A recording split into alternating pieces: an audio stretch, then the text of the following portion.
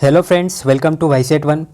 दोस्तों, आज के इस वीडियो में हम कंप्यूटर से रिलेटेड 50 मोस्ट इंपॉर्टेंट क्वेश्चंस को डिस्कस करेंगे जो कि किसी न किसी एग्ज़ाम में आए हुए हैं। दोस्तों, कंप्यूटर एक छोटा सा सब्जेक्ट है और ये किसी भी एग्ज़ाम में देख लो आप, हर एग्ज़ाम में यहाँ से क्वेश्चन देखने को मिलते हैं। तो दोस्तों, इस सब्जेक्ट को अच्छे से कवर कीजिए और अच्छे से अच्छे मार्क्स एग्ज़ाम में लाइए। तो दोस्तों, चलिए शुरू करते हैं कंप्यूटर के सेशन को पहले क्वेश्चन के साथ में।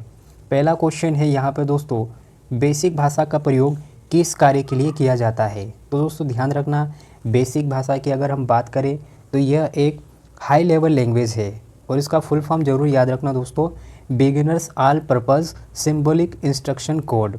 दोस्तों, बेसिक भाषा का प्रयोग की अगर बात करें तो इसको शुरुआत में सरल भाषा को सिखाने हेतु इसका यूज़ किया जाता है। अगला क्वेश्चन है, सी, बेसिक, कोबॉल और जावा भाषाओं किसके उदाहरण हैं। तो दोस्तों, ये जो भाषाएं हैं, सी भाषा, बेसिक, कोबॉल, ये हाई लेवल लैंग्वेज का उदाहरण है। लैंग्वेज जैसे कि कंप्यूटर के क्षेत्र में, कंप्यूटर में अगर हम बात करें तो इसमें तीन प्रकार की लैंग्वेज आती है, high level language, medium language और लो लैंग्वेज। तो दोस्तों, इसमें सबसे पहले अगर हम बात करें लो लेवल लैंग्वेज की, तो इसमें दो प्रकार की लैंग्वेज आती है, एक मशीन लैंग्वेज और असेंबली लैंग्वेज। और एक सी भाषा जो आती है दोस्तों, उसको हम मीडियम लैंग्वेज के रूप में भी जानते हैं, जो कि एक हाई लेवल लैंग्वेज भी है।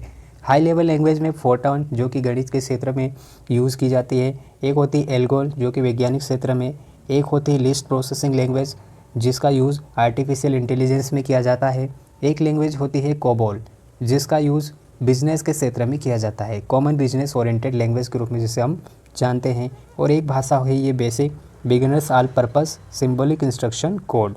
और एक लैंग्वेज होती है पास्कल, सी प्लस प्लस, जावा। इस तरह से ये कई प्रकार की हाई लेवल लैंग्वेज कंप्यूटर के क्षेत्र में यूज़ की जाती है। सी डी रोम क्या है। तो दोस्तों, सी डी रोम की अगर हम बात करें तो ये एक मैग्नेटिक मेमोरी है। ध्यान रखना, सी डी रोम क्या है, मैग्नेटिक मेमोरी है। रोम, इसकी अगर हम बात करते हैं तो दोस्तों इसका जो फुल फॉर्म होता है रीड ओनली मेमोरी। रोम जो कि एक प्राइमरी मेमोरी का हिस्सा है, इसके साथ में एक रैम होती है, रैंडम एक्सेस मेमोरी। दोस्तों, सेकेंड मेमोरी दो टाइप की होती है, प्राइमरी और सेकेंडरी। प्राइमरी मेमोरी में आती है रैम और रोम, और सेकेंडरी मेमोरी की अगर हम बात करते हैं इसमें CD, DVD, magnetic tape, floppy disk, hard disk drive, solid storage, optical storage, magnetic storage, इस तरह से बहुत सारी सेकेंडरी मेमोरीज होती है। आगे चलिए दोस्तों, एनक क्या है। तो दोस्तों, ENIAC यह एक इलेक्ट्रॉनिक कंप्यूटर है। ध्यान रखना, यह एक पहला इलेक्ट्रॉनिक कंप्यूटर था। इसका फुल फॉर्म आप मुझे कमेंट बॉक्स में ज़रूर बताना, इसका कमेंट बॉक्स में आंसर मैं आपको चेक करूँगा। दोस्तों, एनक की अगर बात करें तो ये पहला एक इलेक्ट्रॉनिक कंप्यूटर था और इसका फुल फॉर्म एग्ज़ाम में कई बार पूछा जा चुका है। तो आप इसका फुल फॉर्म ज़रूर कमेंट बॉक्स में यहाँ पे कमेंट करना। अगला क्वेश्चन है दोस्तों, फोर्टॉन, एल्गोल, पास्कल आदि भाषाओं को सिखाने के लिए किस भाषा को नींव का पत्थर कहा जाता है। तो दोस्तों, ये हम डिस्कस कर चुके हैं। बेसिक भाषा जो कि प्राइमरी क्षेत्र से ही इसको यूज़ किया जाता है अन्य स्तरीय, उच्च स्तरीय भाषाओं को सिखाने के लिए। WW के आविष्कारक। तो दोस्तों, ये क्वेश्चन कई बार पूछा जा चुका है। 1999 में टिम बर्नर्स-ली ने इसकी खोज की थी। ध्यान रखना, इसका full form world wide web होता है। सूचनाओं का इसमें संकलन किया जाता है। अंग्रेजी भाषा के समान उच्च स्तरीय भाषा कौन सी है। तो दोस्तों, जैसे कि अंग्रेजी भाषा हमको पता है एक हाई लेवल लैंग्वेज की तरह से माना जाता है, इसी तरह एक उच्च स्तरीय भाषा माना जाता है अंग्रेजी के कंपैरिजन में कंप्यूटर के क्षेत्र में कोबॉल भाषा, जिसे कि बिजनेस के क्षेत्र में यूज़ किया जाता है। इसका फुल फॉर्म एग्जाम में पूछा जाता है कॉमन बिजनेस ओरिएंटेड लैंग्वेज। अगला क्वेश्चन है, वेबसाइटों के मेन पेज को क्या कहते हैं। तो दोस्तों, ये क्वेश्चन भी कई बार पूछा जा चुका है।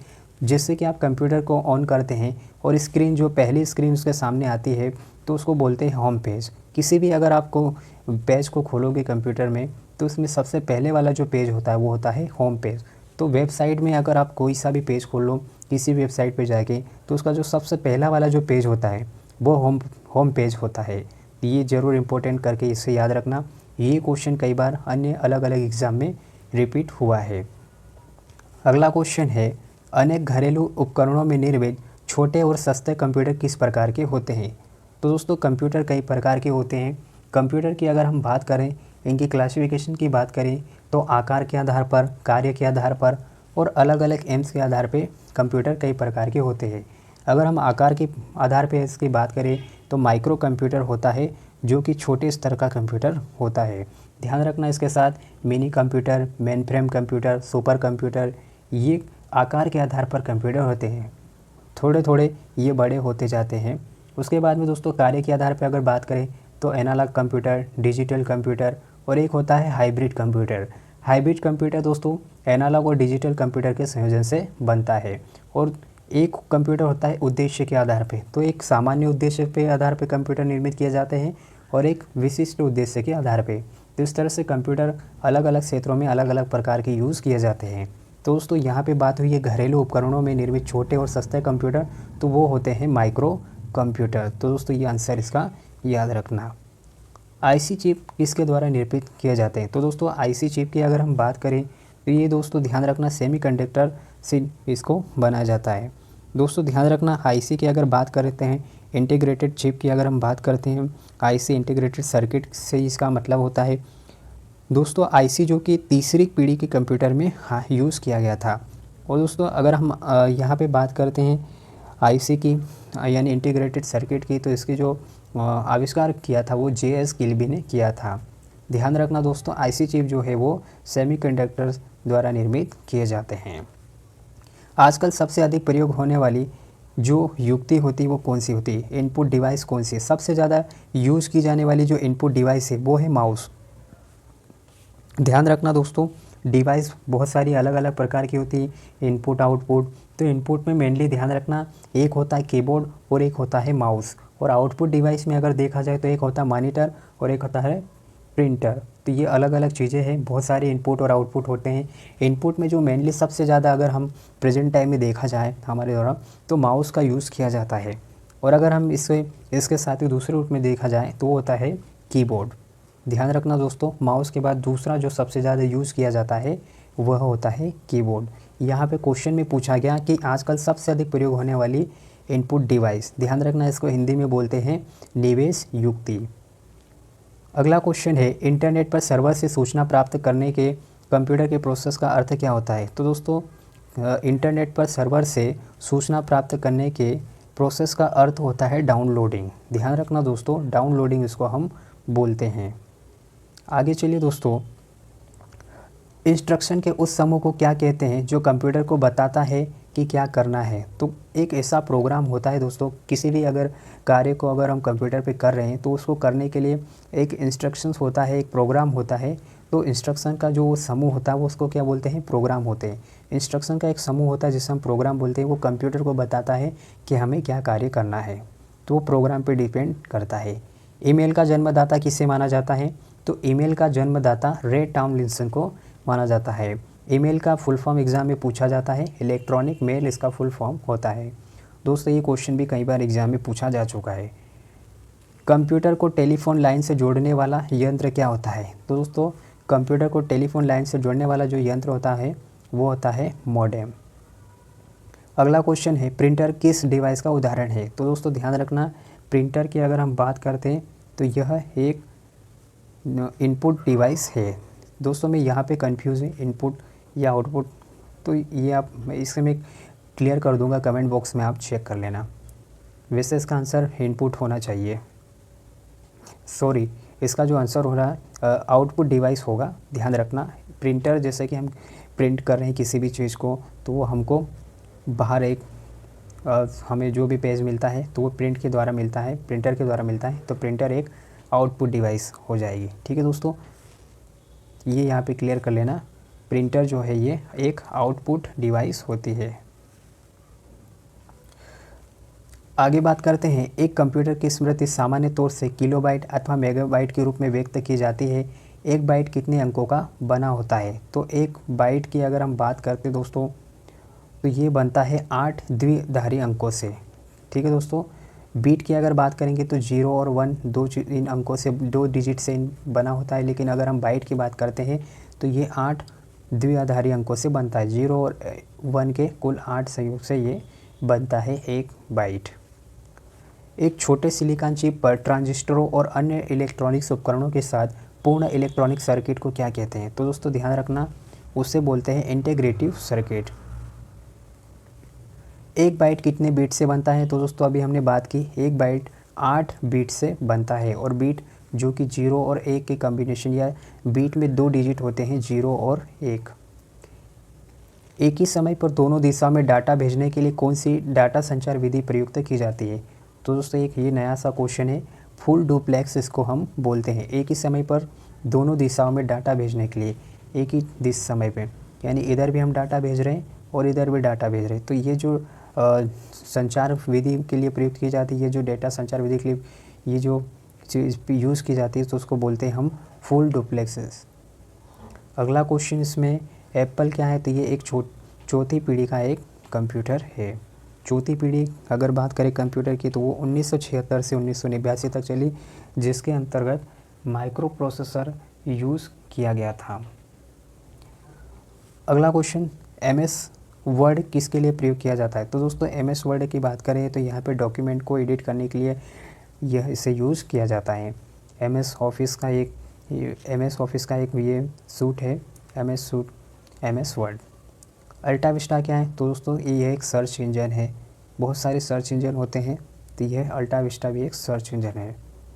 गूगल क्रोम, यह भी एक सर्च इंजन गूगल भी एक सर्च इंजन हो जाएगा।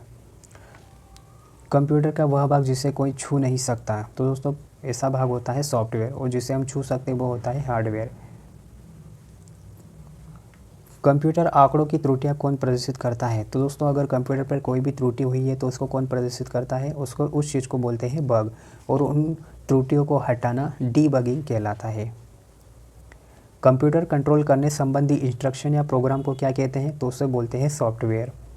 कंप्यूटर का मॉनिटर किस तरह का डिवाइस होता है? तो दोस्तों मॉनिटर की अगर हम बात करें तो यह एक आउटपुट डिवाइस होता है। आगे बात करते हैं, कंप्यूटर की भाषा में 1 मेगाबाइट में कितने बाइट होते हैं? तो दोस्तों जैसे कि 1 MB में होता है 1024 KB, तो वही 1 मेगाबाइट की इसमें यहाँ बात की है, तो इसमें बाइट का पूछा गया है। तो दोस्तों बाइट होते हैं 10,48,576। तो ये डिजिट जरूर याद रखना, ये क्वेश्चन कई बार एग्जाम में पूछा जा सकता है। कंप्यूटर के डाटा का CPU से परिधि यंत्रों को अंतरण किसके माध्यम से प्राप्त किया जाता है? तो ये कंप्यूटर पोर्ट्स के माध्यम से। दोस्तों CPU की अगर हम बात करें तो ये कंप्यूटर का मस्तिष्क इसके कहा जाता है, CPU सेंट्रल प्रोसेसिंग यूनिट। अगला क्वेश्चन है, कंप्यूटर के मुख्य सिस्टम बोर्ड को क्या कहते हैं? तो कंप्यूटर का जो मुख्य सिस्टम बोर्ड होता है उसको बोलते हैं मदरबोर्ड। कंप्यूटर के लिए IC चिप आमतौर पर किससे बनाए जाते हैं? तो ये सिलिकॉन से बनाई जाती है। IC चिप इंटीग्रेटेड सर्किट जिसे हम बोलते हैं। कंप्यूटर को कौन बताता है कि इसके उपकरणों का प्रयोग कैसे करना चाहिए? तो वो बताता है ऑपरेटिंग सिस्टम।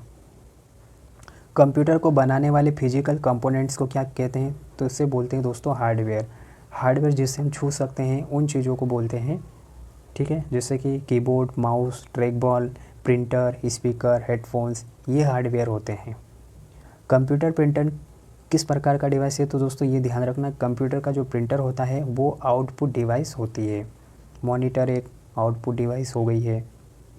कंप्यूटर बंद होने पर किसके कंटेंट्स नष्ट हो जाते हैं? तो दोस्तों यहाँ पे ध्यान रखना, कंप्यूटर जैसा ही बंद होगा तो किसके कंटेंट्स नष्ट हो जाएंगे? तो मेमोरी की। अब कौन सी मेमोरी की होंगे वो मैं आपको कमेंट बॉक्स में बता दूंगा, अभी मेरे दिमाग से ये चीज़ स्किप हो रही है। कंप्यूटर में अधिकांश प्रोसेसिंग किस में होती है? तो दोस्तों ध्यान रखना, कंप्यूटर में अधिकांश प्रोसेसिंग CPU में होती है, सेंट्रल प्रोसेसिंग यूनिट जिसे हम बोलते हैं। कंप्यूटर में एक निबल कितने बिट को सूचित करती है? एक निबल का मतलब होता है दोस्तों 4 बिट, ठीक है, 4 बिट बराबर होता है एक निबल। कंप्यूटर में बिल्ट परमानेंट मेमोरी को क्या कहते हैं? तो दोस्तों कंप्यूटर में बिल्ट परमानेंट मेमोरी को बोलते हैं रोम, रीड ओनली मेमोरी, इसका फुल फॉर्म होता है, और ये प्राइमरी मेमोरी का पार्ट है। कंप्यूटर में वायरस क्या होता है? तो दोस्तों वायरस एक ऐसी चीज़ है जो कि एक प्रोग्राम होता है, कंप्यूटर के सॉफ्टवेयर को हानि ये पहुंचाता है। कंप्यूटर में विंडो एक प्रकार का क्या है? तो विंडो ये एक प्रकार का सॉफ्टवेयर है। कंप्यूटर मेमोरी में डाटा कहाँ रहता है? तो दोस्तों ध्यान रखना, कंप्यूटर मेमोरी में डाटा प्रोग्राम में रहता है। कंप्यूटर वायरस केवल एक प्रकार का सॉफ्टवेयर है जो मुख्यतः किसको नष्ट करते हैं? तो यह प्रोग्राम को नष्ट करता है। वायरस किसको नष्ट करता है? प्रोग्रामों को। कंप्यूटर सिस्टम को किस भाग को भौतिक रूप से स्पर्श किया जा सकता है? तो दोस्तों हमने इसकी बात कर ली है हार्डवेयर। हार्डवेयर को हम छू सकते हैं, स्पर्श कर सकते हैं। कंप्यूटर डाटा की सबसे छोटी इकाई, तो उससे हम बोलते हैं दोस्तों बीट, जिसमें 2 डिजिट होते हैं 0 और 1। और सबसे बड़ी जो इकाई होती है इसमें वो होती है जिओफ लाइट। कंप्यूटर में किसी शब्द की लंबाई को किस में नापा जाता है? कंप्यूटर में कोई सा भी शब्द है तो उसको दोस्तों ध्यान रखना केबी में नापा जाता है, 1 KB। कंप्यूटर का पितामह या father of computer Charles Babbage को कहा जाता है, तो ये चीज़ ज़रूर ध्यान रखना। दोस्तों पहला जो कंप्यूटर था वो था मार्क 1, जिसे 1937 में बनाया गया था, और आधुनिक कंप्यूटर की खोज 1946 में की गई थी। और अगर हम दोस्तों बात करें भारत का पहला कंप्यूटर कौन सा था, तो भारत का पहला कंप्यूटर था सिद्धार्थ, जिसे सीडे कंपनी ने बनाया था। और अगर हम भारत का पहला सुपर कंप्यूटर की बात करें तो वो था परम। और विश्व का पहला सुपर कंप्यूटर था क्रे 1। और अगर दोस्तों अभी वर्तमान में विश्व का सबसे तेज़ सुपर कंप्यूटर कौन सा है, तो वो है फुगाकू। किस देश का है? जापान का। तो ये चीज़ भी आपको पता होना चाहिए। अगला क्वेश्चन है कंप्यूटर का सबसे महत्वपूर्ण भाग, तो दोस्तों इस पर हम बात कर चुके हैं CPU, central processing unit. CPU के बहुत सारे दोस्तों इसके अलग अलग पार्ट होते हैं। ALU, control unit. ALU का मतलब है गणितीय गणनाओं को कैलकुलेट करने के लिए यूज़ किया जाता है। अरिथमेटिक लॉजिक यूनिट जिसका फुल फॉर्म होता है, तो वो CPU का ही एक भाग है। कंप्यूटर की भौतिक बनावट, हार्डवेयर, ये क्वेश्चन फिर से रिपीट हो चुका है। जिन चीज़ों को हम छू सकते हैं उन्हें हम हार्डवेयर कहते हैं, जैसे कि मॉनिटर, माउस, ठीक है, ये चीज़ होती है। Keyboard, track ball, printer, speaker, headphones, ये हार्डवेयर की श्रेणी में आते हैं। सॉफ्टवेयर में दोस्तों 2 प्रकार के सॉफ्टवेयर होते हैं, एक सिस्टम सॉफ्टवेयर होता है और एक एप्लीकेशन सॉफ्टवेयर। सिस्टम सॉफ्टवेयर में एक सॉफ्टवेयर रहता है ऑपरेटिंग सिस्टम, जो कंप्यूटर को बताता है कि हमें जो भी कंपोनेंट्स या प्रोग्राम्स दिए गए हैं उसको किस तरह से यूज़ करना है, और सॉफ्टवेयर को हम छू नहीं सकते हैं। कंप्यूटर भाषा कोबोल किसके लिए उपयोगी है? तो कंप्यूटर भाषा कोबोल, जो कि कॉमन बिजनेस ओरिएंटेड लैंग्वेज है, यह एक व्यावसायिक कार्य करने के लिए यूज़ किया जाता है बिजनेस के हिसाब से, common business oriented language. Last question है कंप्यूटर भाषा फोटॉन किस क्षेत्र में उपयोग होती है? तो दोस्तों गणित और वैज्ञानिक चीज़ों में इसका यूज़ किया जाता है, यानी गणित और विज्ञान के क्षेत्र में कंप्यूटर की फोटॉन भाषा का यूज़ किया जाता है। फार्मूला ट्रांसलेशंस का फुल फॉर्म होता है। तो दोस्तों ये था कंप्यूटर के 50 मोस्ट इम्पोर्टेंट क्वेश्चन, जो कि बार बार एग्जाम में रिपीट होते रहते हैं। दोस्तों कंप्यूटर की अभी तक 5 पीढ़ियाँ हो चुकी है, 5 पीढ़ियाँ आ चुकी है, जिसमें अगर हम बात करें पहली पीढ़ी की, तो पहली पीढ़ी आई थी 1942 से 1955 के बीच में, जिसमें वैक्यूम ट्यूब का यूज़ किया जाता था। दूसरी पीढ़ी आई थी 1956 से 1964 के बीच में, जिसमें ट्रांजिस्टर का यूज़ किया जाने लगा था स्विचिंग डिवाइस के रूप में। उसके बाद में तीसरी पीढ़ी 1965 से 1975 के बीच में, जिसमें IC का यूज़ किया जाने लगा, इंटीग्रेटेड सर्किट का। उसके बाद में दोस्तों चौथी पीढ़ी आई 1976 से 1989 के बीच में, जिसमें माइक्रो प्रोसेसर का यूज़ किया जाने लगा। और अगर वर्तमान में अगर हम बात करें तो 5वीं पीढ़ी चल रही है 1990 से, जिसमें हम आर्टिफिशियल इंटेलिजेंस जैसे स्विचिंग डिवाइसेस का यूज़ कर रहे हैं। तो दोस्तों ये थे हमारी कंप्यूटर की 5 पीढ़ियाँ, और दोस्तों ये थे कंप्यूटर के हमारे 50 मोस्ट इम्पोर्टेंट क्वेश्चन। अगर दोस्तों आपको वीडियो अच्छा लगा हो तो प्लीज़ वीडियो को लाइक कीजिए, शेयर कीजिए, कमेंट्स करके ज़रूर बताइए कि आपको वीडियो कैसा लगा। और अगर आपने चैनल को सब्सक्राइब नहीं किया तो प्लीज़ चैनल को सब्सक्राइब ज़रूर कीजिए। दोस्तों कंप्यूटर के नेक्स्ट वीडियो में हम MS ऑफिस, शॉर्टकट की और कंप्यूटर से रिलेटेड जो फुल फॉर्म्स होते हैं उन्हें डिस्कस करेंगे। तो दोस्तों अगला वीडियो ज़रूर देखना। मिलते दोस्तों अगले वीडियो में, तब तक के लिए जय हिंद, जय भारत। Thank you.